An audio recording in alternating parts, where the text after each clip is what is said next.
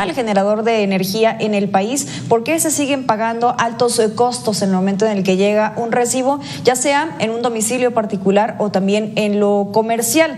¿Y qué es lo que se avecina con la Comisión Federal de Electricidad? Esto y más vamos a platicar con Paul Sánchez. Él es analista del sector energético y le agradecemos que esté estos minutos con nosotros en Mega Noticias TVC. Paul, dime una cosa, ¿se puede adelantar una crisis al interior de la Comisión Federal de Electricidad? ¿Cómo te va? Buenas tardes. Hola Mitzi, Alejandro, muy buenas tardes. Pues es un tema muy interesante el que tomas, particularmente porque no tenemos como ciudadanía, como personas, nunca hemos sabido realmente cuánto cuesta la energía eléctrica. Y una cosa es lo que te ponen en el recibo que dice aportación gubernamental, pero no sabemos cómo es la estructura de costos. Por ejemplo, yo no sé si son los costos más eficientes lo que se termina pagándole a los generadores, a los distribuidores, a los transportistas y al final del día a CFE misma. Entonces lo que ha pasado, lo que sí sabemos es que año con año CFE tiene pérdidas, pero la pregunta es, ¿tiene pérdidas porque no es eficiente, porque no tiene su manera de bajar la estructura de costos, o tiene pérdidas porque simple y sencillamente no tiene un incentivo para competir? Es decir, como no hay competidores que den suministro a los usuarios residenciales y muchos comerciales, pues entonces no tiene ningún incentivo para ser más eficiente, más barato y seguir, digamos, promoviendo una cultura de disminución de costos que se vea reflejada no solo en la disminución de precios del recibo a los mexicanos, sino también menores subsidios. El año pasado se aprobaron 75 mil millones de pesos en subsidio. Eso todos los otros que pagamos impuestos, IVA, ISR, tú, yo y cualquiera que me escuche, estamos pagando parte de ese subsidio a CFE. Oye, Paul, ahorita nos das cifras muy interesantes sobre lo que cuesta de alguna forma la energía eléctrica en el país, pero vayámonos un poco al origen, desde dónde se genera la energía eléctrica de este país. Yo veía por ahí reportes del 2010 que se iban a cerrar plantas obsoletas. Hoy en el 2020 estamos hablando de que hay plantas que están obsoletas, que son caras y que además son contaminantes y que se requieren miles de millones de dólares para inyectarles. ¿CFE tiene esa capacidad o por qué esa necesidad de dejarlo todo para el Estado? Pues esa es una excelente pregunta. Como en cualquier industria, el costo marginal de la siguiente unidad siempre va a ser más alto para una sola empresa. Entonces, no hay dinero suficiente para estar promoviendo este tipo de inversiones, y es por eso que se fueron creando soluciones que no resolvían el fondo, pero que permitían pasar año con año.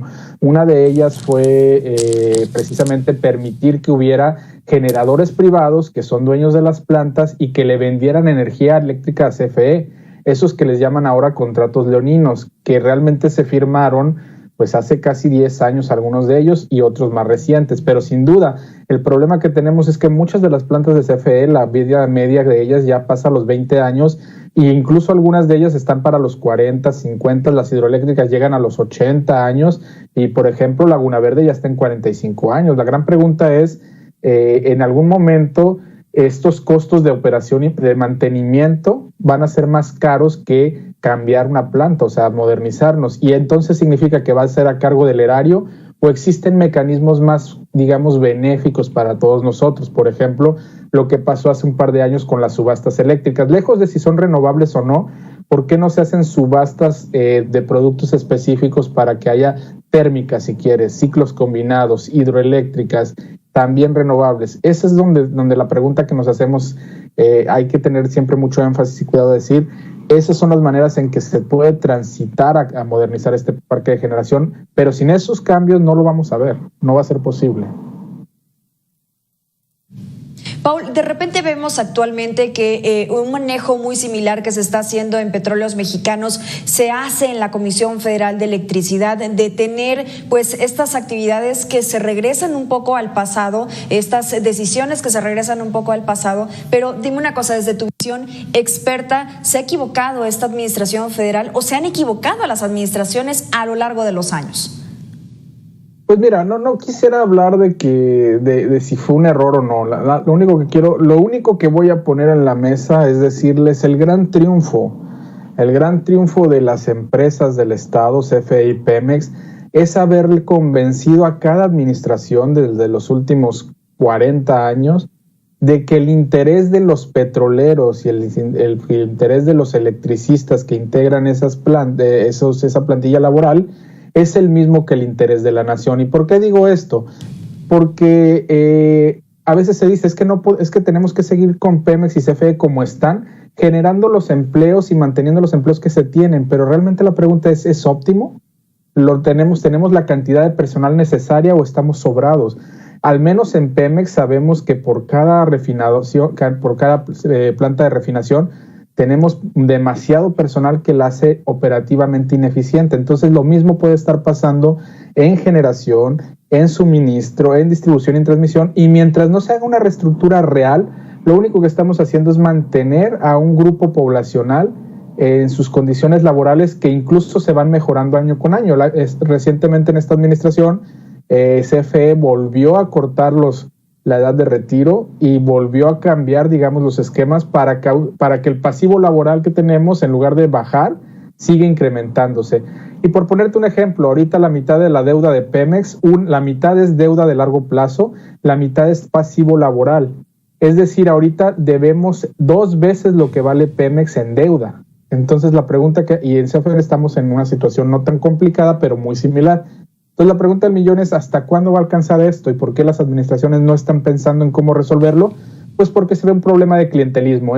Tenemos gente trabajando en los sindicatos, trabajando en las empresas, que no necesariamente es lo óptimo, lo mejor, y aún así seguimos pagando pues por esos privilegios.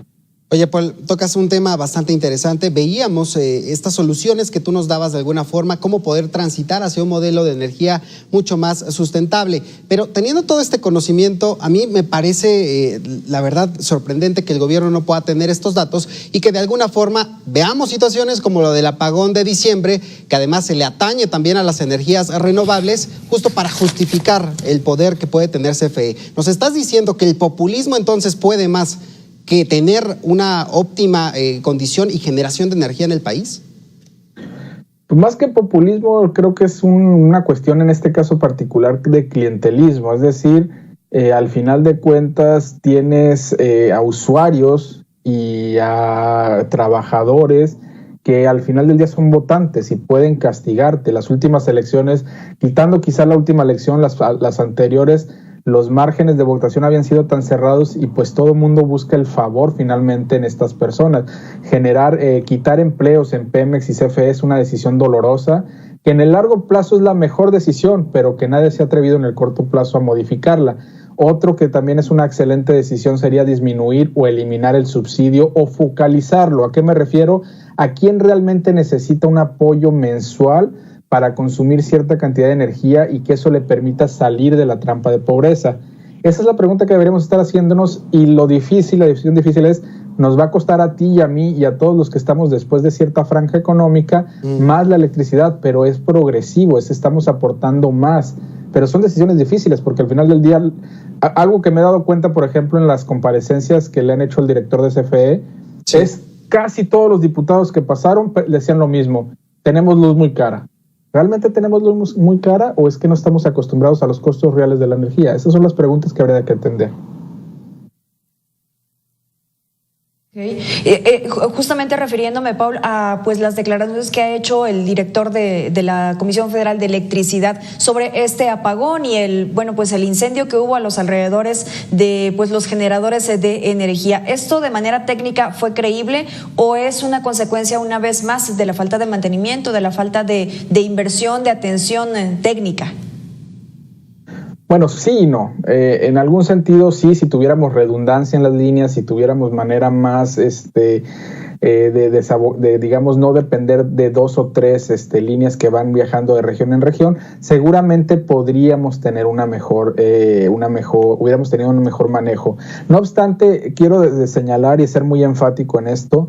Esto que pasó no fue normal y no es algo que se vaya a ocurrir cada semana por falta de mantenimiento. Esto es algo que incluso técnicamente no nos deja con el mejor sabor de boca la explicación, porque un incendio lo que hizo fue generar que se activaran todos los sistemas de protecciones en todo el sistema de potencia para sacar a las plantas de operación.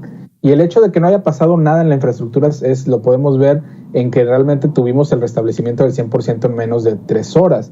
Sin embargo, en el largo plazo, esto podría agravarse no solo por la fragilidad que tiene la red, sino en necesidad de ir incrementando, digamos, el parque de generación y el parque de consumo. También se tiene que ir monitoreando la calidad de los equipos, la calidad del sistema y los protocolos de respuesta, que son muy importantes. Y ahí sí es una cuestión del SENACE y CFE coordinarse para tener protocolos de respuesta, es decir, que en lugar de tener un apagón nacional, hubiéramos podido detener todo este apagón en la zona noreste, por ejemplo, nada más en Chihuahua, en Coahuila en Coahuila, Nuevo León y Tamaulipas. Sin embargo, lo que vimos fue que como llegó a todo el país, eso significa que hubo un problema en cadena que afectó a todo el país en un solo momento, y eso es donde se tendría que resolver, porque los problemas de transmisión son muy específicos, no nada más se trata de crear líneas por invertir, sino que tenemos que crear sistemas que refuercen las líneas de manera tal que esto no ocurra a nivel sistema.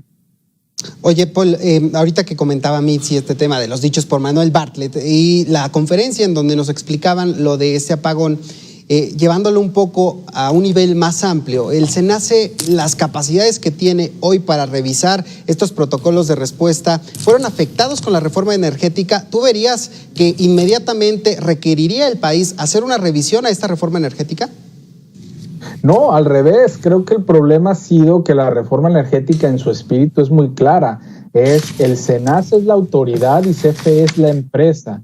El SENACE como autoridad debe solicitarle información a CFE y es el órgano capaz, es el que tiene que salir a decir qué es lo que pasó. Pero esto es lo que vimos, por el contrario, lo que hemos visto ahorita en esta administración es que la reforma la están interpretando como ellos quieren y CFE sale como si fuera la autoridad, como si fuera un proveedor más, como si fueran ellos realmente el encargado del sistema eléctrico nacional, a explicar una situación con documentos falsos, con una historia técnica poco creíble, y la autoridad que es el SENACE no sale a explicarlo, y ese es el problema. ¿Por qué? Porque la reforma mandata que el SENACE debería haber hecho y lo está haciendo CFE. Entonces el gran problema que tenemos es un problema de ejecución, no de legales. No se está implementando la reforma energética como tal, y eso significa que CFE Transmisión y CFE Distribución deben estar separados de CFE Corporativo, y el director de transmisión y distribución ni siquiera deberían estar sentados con el director de generación o el director general, y no deberían tener la misma historia, deberían ser entes autónomos capaces de explicar la situación sin tener que estar interviniendo el director de CFE Bartlett o alguna otra explicación política como fue que las renovables habían causado esto. El problema de fondo es entonces que no se está ejecutando la reforma energética, no se le está dotando de esa fuerza que debería tener el SENACE como autoridad para obligar a los operadores, generadores, transportistas y distribuidores a explicar qué pasó y tener toda la información. Ante esta situación, ante este panorama, Paul, ¿podremos estar viendo entonces muchos más apagones, mucho más constante? ¿Podríamos estar viendo situaciones complicadas? Tú mencionabas en un principio, hay centrales que pues tienen más de 30 años, les necesitan mantenimiento. Es decir, si no se da esta situación como debe de ser, ¿esto podría agravarse? Sí, pero no a nivel nacional como lo vimos en esta ocasión. Creo que las áreas de donde pudiéramos ver riesgos son muy conocidas y digamos nos queda claro dónde están.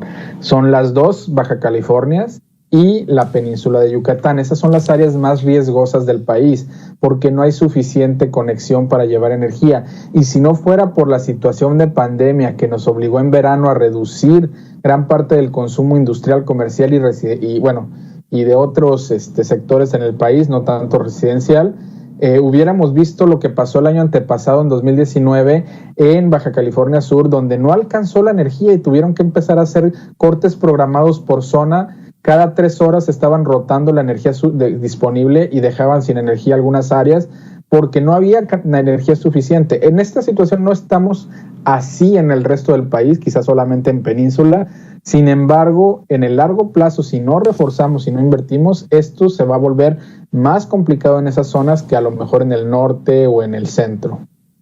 Paul, veíamos cifras de que 10 millones de personas o 10 millones de contratos habían sido afectados por este apagón y que esto se traduciría quizá en unos 40 millones de usuarios. ¿Ves tú que esta cifra podría incrementar todavía más si es que estos problemas no se resuelven a la brevedad, tener mayor control en los protocolos de respuesta? No, como te digo, no es este apagón no es algo que vaya a ocurrir o que ocurra de manera constante o que pase así de manera que siempre puede ocurrir o afectarnos. Lo que vimos es un evento extraordinario. Sin embargo, más bien el mensaje es que los protocolos de respuesta fueron tales que no hubo posibilidad de detener esto, pero sí se pudo restablecer en un inicio. Quizá el fondo de todo esto es que falta transparencia, Alejandro, y eso es donde quisiera hacer mucho énfasis. No se trata tanto de qué pasó y cómo pasó, es dónde están los datos que sostienen la verdad histórica que se presentó a medios. Esto es algo, me parece muy importante, la falta de transparencia. Paul, te agradecemos que hayas estado con nosotros en Mega Noticias TVC. Paul Sánchez, quien es analista experto en el sector energético. Gracias por esos minutos con Mega Noticias TVC. Mitzi, Alejandro, muchas gracias. Un saludo al auditorio. Gracias, Paul.